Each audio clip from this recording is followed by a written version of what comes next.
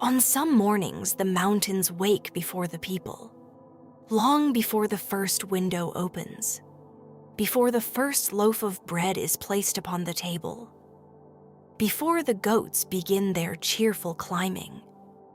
The mountains whisper to themselves. Most travelers never hear those whispers. They hurry along the paths. They look only at the peaks. They listen only for their own footsteps. But children hear different things. They hear the wind hiding inside old pine trees. They hear flowers opening beneath the morning sun. They hear little streams laughing beneath stones. And sometimes, if the mountain decides they are ready, they hear something that has been waiting for many years. That morning, Heidi awoke not because of sunlight, not because of birds, but because of a single bell. It rang only once, softly, far away, almost like a memory. The sound drifted across the sleeping valley, climbed through the pines, slipped beneath the little round window of the cabin, and rested gently inside Heidi's heart. She opened her eyes. Everything was still. The fire downstairs had almost disappeared. The stars were slowly fading above the mountains. The world felt suspended between night and morning. Then, the bell rang again. Not loudly, not clearly. Just enough for someone who truly listened. Heidi sat up beneath her warm blanket. "Who are you?" she whispered toward the darkness. No answer came, only silence. Yet somehow, the silence felt full, as though the mountain had smiled without speaking. She climbed carefully down the wooden ladder, making sure not to disturb the quiet. The old cabin smelled of pine wood, warm ash, and fresh bread that Grandfather had baked the evening before. Near the fireplace sat Grandfather. He was already awake. He always seemed to wake before the sun itself. He was staring into the glowing embers as though reading words hidden inside the fire. Without turning around, he spoke. "You heard it." Heidi stopped. "The bell?" Grandfather nodded once. For several moments, neither of them spoke. Outside, the wind brushed gently through the pine needles. Inside, the fire breathed softly. Finally, Heidi asked, "What bell is it?" Grandfather looked toward the little window. "There are bells," he said quietly, "that tell animals where to go." He paused. "And there are bells that remind people where they belong." Heidi frowned thoughtfully. This one felt... She searched for the right word. "Lonely." Grandfather smiled very slightly. "Yes, it sounded lonely." He stood slowly and placed another piece of wood upon the fire. Orange light filled the cabin. "The mountain has many memories, Heidi." He looked toward the high peaks. "Sometimes, when the wind is just right, those memories begin to sing." Morning arrived gently. Sunlight poured across the meadow like warm honey. Every blade of grass carried a tiny drop of dew. Spiderwebs glittered between wildflowers like silver lace. The mountain looked cleaner than ever. The storm from 2 days before had washed every leaf and every stone. Even the air seemed brighter. Heidi stepped outside with her cup of warm milk. She stood beside the fence, breathing deeply. She loved mornings like this. Everything seemed possible before breakfast. A robin landed upon the fence. It tilted its tiny head toward her. "Good morning," Heidi whispered. The bird answered with one cheerful note before flying away. Moments later, Peter's whistle floated up from the valley. Usually it sounded playful.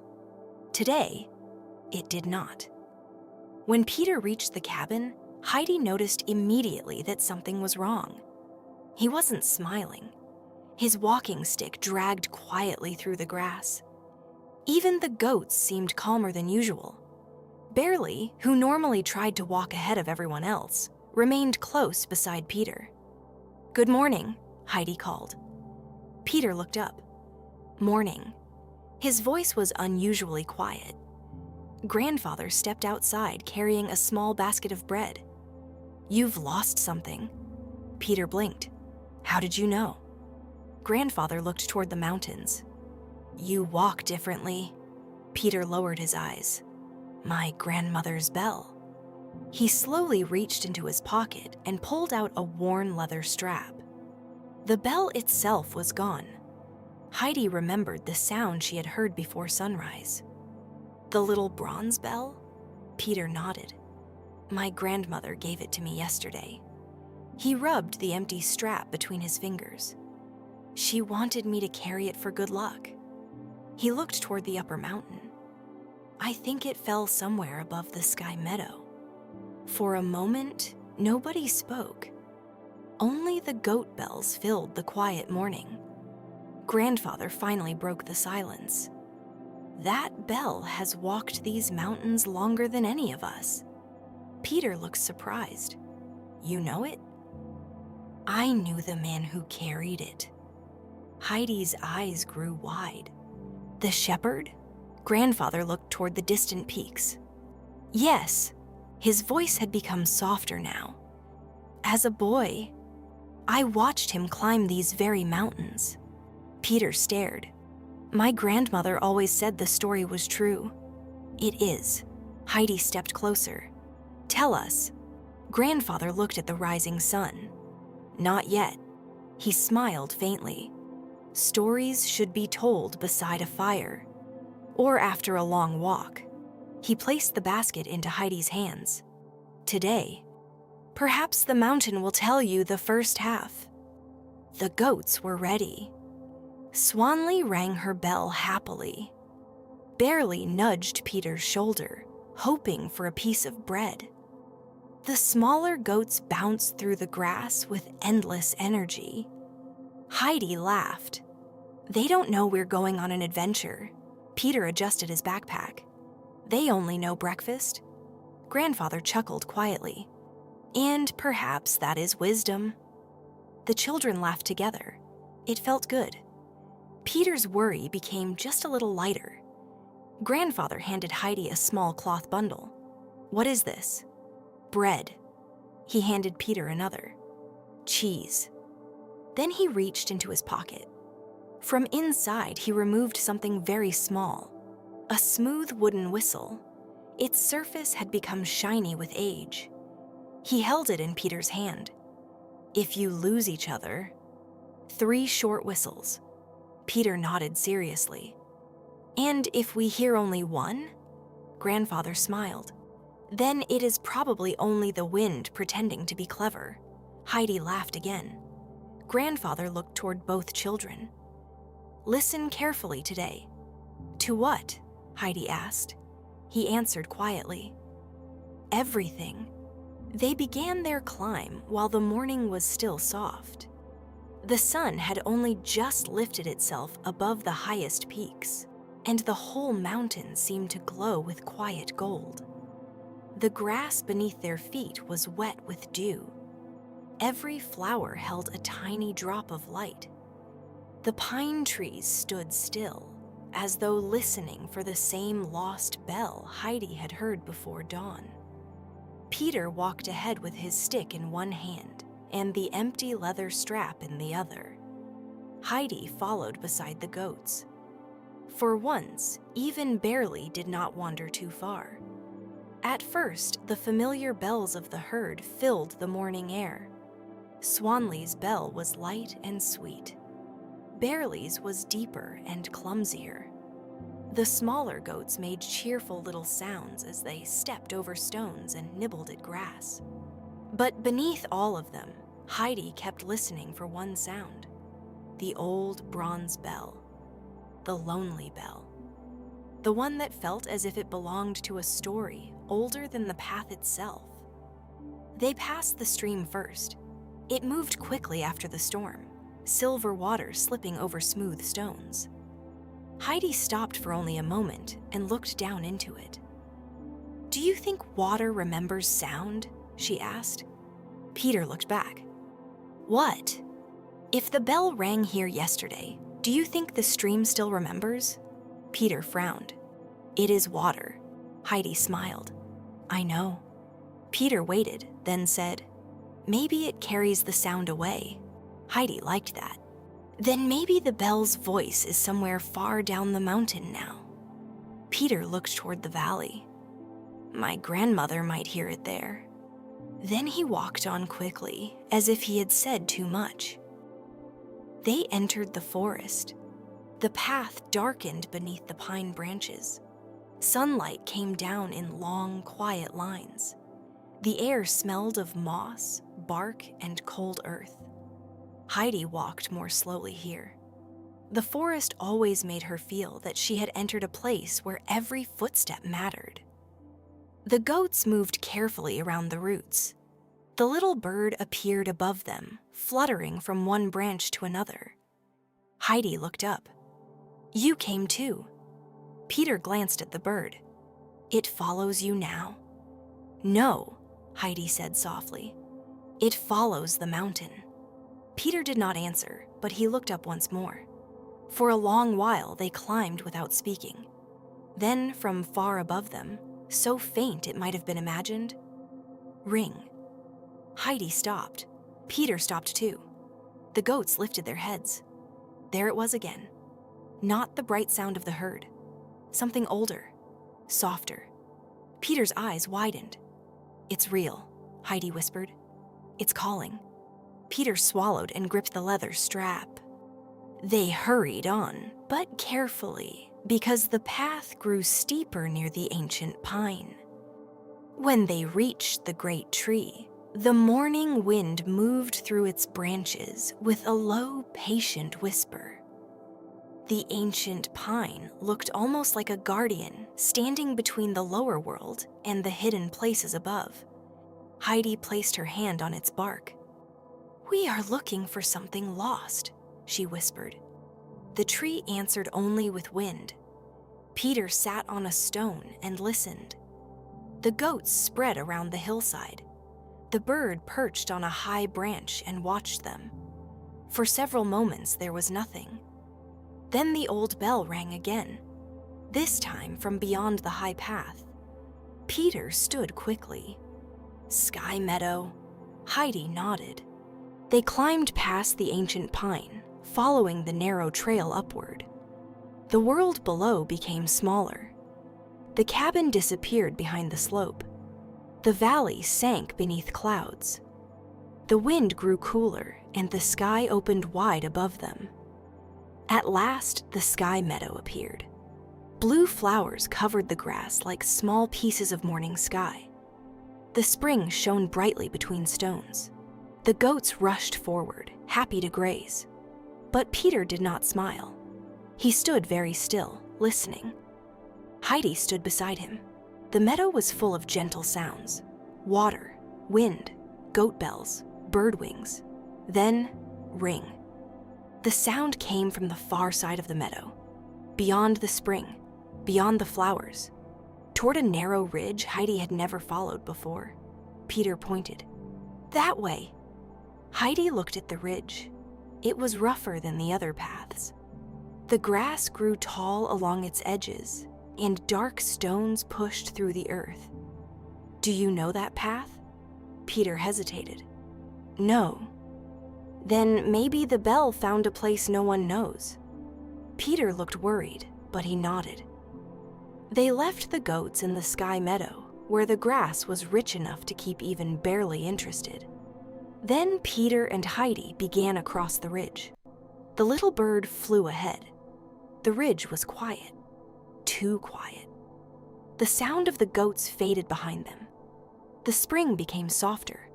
The wind moved differently here, passing between stones with a low humming sound. Heidi stayed close behind Peter. "This place feels forgotten," she whispered. Peter looked around. "My grandmother said there are old shepherd paths above the meadow." "Did she come here?" "When she was young." "Then maybe she walked where we are walking." Peter looked at the ground differently after that, as if every stone might hold the print of someone he loved. They came to a slope covered with pale flowers. Below it, a hidden hollow opened between two mountain walls. The bell rang again. Very close now. Peter and Heidi climbed down carefully. The hollow was small, quiet, and full of soft light. Moss covered old stones. A thin stream slipped along one edge and vanished under the rocks.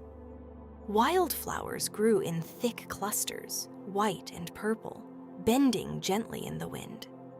In the center stood the remains of something Heidi had not expected: a small stone shelter. Only part of its wall remained, low and broken, with grass growing between the cracks. The roof was gone. One corner had fallen inward, but it still held the shape of a place where someone had once rested from rain, wind, or loneliness. Heidi whispered, "Was this a house?" Peter stared. "A shepherd's shelter." The bell rang again, from near the broken wall. Peter hurried forward and knelt by the stones. Heidi joined him. Together, they moved aside grass and moss. There, caught beneath a root growing through the old wall, lay the bronze bell. Peter reached for it slowly. The bell was dark with age and dust, but where his fingers brushed it clean, the bronze shone warmly. He held it in both hands. For a long time, he did not speak. Heidi smiled. "You found it." Peter shook his head slightly. "We found it. The little bird landed on the broken wall." Peter looked at it. "And maybe it found us." Heidi laughed softly. "Now you believe it helps." "I said maybe." Peter carefully wrapped the bell in grandfather's cloth. But Heidi was looking at the old shelter. A strange feeling had entered her heart. This place was not only where the bell had fallen. It felt as though the mountain had brought them here for another reason. She stepped inside the broken stones. The shelter smelled of moss, old rain, and sun-warmed rock. On one stone near the corner, something had been scratched into the surface. It was faint, almost gone. But Heidi could see the shape of a small bell, and beneath it, a name. Peter came beside her. "What is it?" Heidi pointed. Peter leaned close. The letters were old and worn, but readable. Matthias. Peter whispered, "The shepherd." For a moment, the hollow seemed to grow even quieter. Even the wind slowed. Heidi looked around the broken shelter with wide eyes. He was here. Peter held the wrapped bell more tightly. This was his place. The little bird chirped once from the wall. Heidi touched the carved name gently. The stone was warm from sunlight. "It waited here," she whispered. Peter looked at her. The bell? The story. They sat in the hollow for a long time. Peter placed the wrapped bell beside him as though it deserved rest. Heidi gathered a few white flowers and set them carefully near the carved name. "For Matthias," she said. Peter did not laugh. Instead, he removed his hat. Just for a moment. The sky above the hollow was bright and blue. Clouds moved slowly beyond the broken shelter. The stream whispered beneath the stones. Peter spoke quietly. "My grandmother said Matthias always brought the goats home, even in bad weather." Heidi looked at the carved name. Maybe he still wanted the bell to bring someone here. Why? So he would not be forgotten. Peter looked at the flowers Heidi had placed there. Then he nodded. When they climbed back to the sky meadow, the afternoon had begun to soften. The goats were still grazing peacefully. Barely was lying in the grass as though she had never caused trouble in her life. Peter counted them carefully. All here. Heidi sat beside the spring and looked toward the hidden ridge. "We should tell grandfather about the shelter." Peter nodded. "And my grandmother." The little bird landed near the water. Heidi placed one crumb beside it. You helped us find more than the bell. Peter placed another crumb beside hers.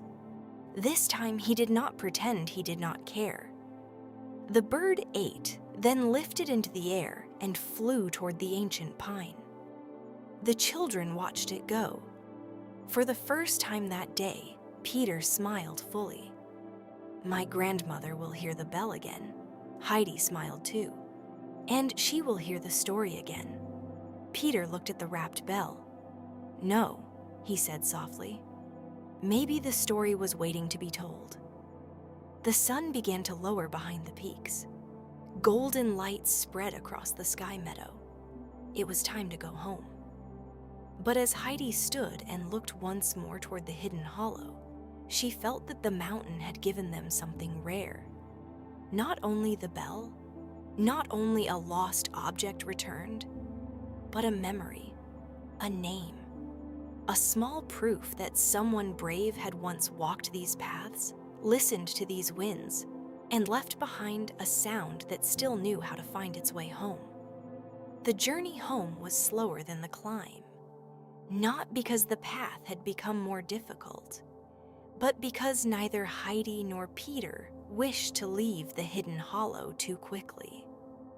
The little stone shelter disappeared behind them, hidden once again by grass, wildflowers, and the gentle curves of the mountain. It felt as though the mountain itself had quietly closed a door. For a long time, neither child spoke. Only the soft ringing of the goats filled the afternoon. Even barely seemed unusually calm. The little bird flew above them for a while before settling once more in the branches of the ancient pine. When they reached the great tree, Heidi stopped. She rested one hand against its weathered bark. "So," she whispered, "you remembered him too." The wind moved gently through the old branches. The pine answered the only way it knew, with its endless whisper. The forest below the pine seemed warmer than before. Golden afternoon light slipped between the branches, painting long ribbons across the path. Tiny insects danced above the ferns. The stream they had crossed that morning now reflected the sky like polished glass. Peter stopped beside it. He carefully removed the wrapped bell from his backpack. For several moments, he simply looked at it. Heidi sat beside him. "You're still worried?" Peter nodded. "What if grandmother is disappointed?" "You found it." "I lost it first."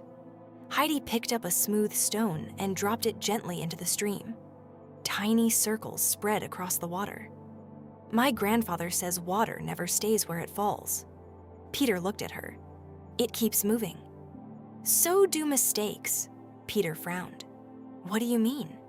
She smiled. "If you stop walking after making one, you never discover where the path was leading." Peter looked again at the wrapped bell. For the first time since morning, he smiled without worry. The goats began moving again. The mountain slowly opened before them.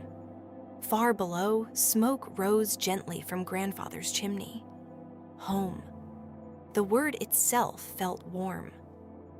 As they reached the cabin, grandfather was already standing outside beside the fence. He had been watching the trail for some time. He always knew when they were close. Peter walked directly toward him. Without speaking, he placed the wrapped bell into grandfather's hands. The old man unfolded the cloth slowly. The bronze bell caught the golden light of evening. For a long moment, grandfather simply stared.